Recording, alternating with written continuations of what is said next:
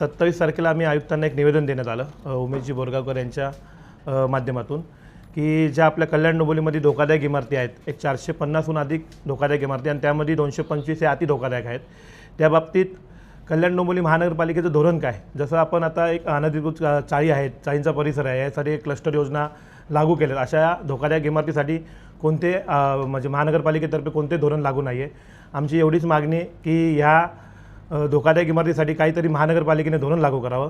कारण की आपल्याकडे आता रामबागचा परिसर तुम्ही पकडला 1 नंबर 2 नंबर, तर या ठिकाणी अनेक बिल्डिंगी या 6 मीटर 9 मीटर या रस्त्यावरती आहेत आणि पुनर्विकासासाठी गेल्यानंतर या बिल्डिंगींना वाढीव व्यवसाय मिळत नाही आहे। त्यामुळे कोणताही बिल्डर घेण्यासाठी म्हणजे आकर्षित होत नाही आणि त्यामुळे लोकांच्या मागण्या पूर्ण केल्या जात नाही।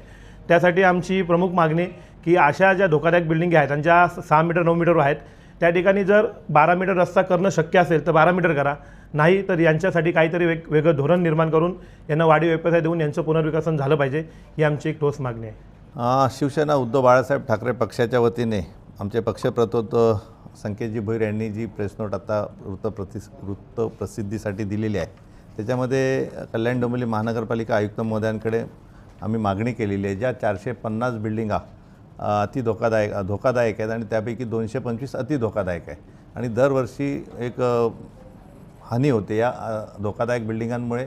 पावसाळा तोंडावर आहे, वादळ वाऱ्याचे दिवस तोंडावर आहे आणि या अति धोकादायक बिल्डिंगांमध्ये रहिवासी राहत आहेत आणि हे राहत असलेले रहिवासी जीव मुठीत घेऊन राहत आहेत।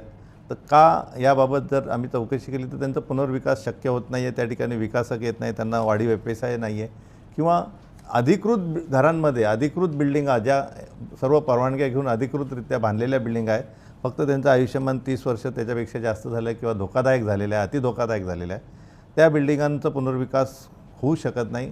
त्या ठिकाणी ठोस धोरण पुनर्विकासाचा यावं। जसं क्लस्टर अनधिकृत चाळींसाठी आहे, क्लस्टर चांगलंच आहे, त्याचं स्वागतच आहे त्याच्यातनं, परंतु ज्या अधिकृत इमारतींमध्ये राहत आहेत आणि ते धोकादायक झाले त्यांच्यासाठी योजना नाही आहे।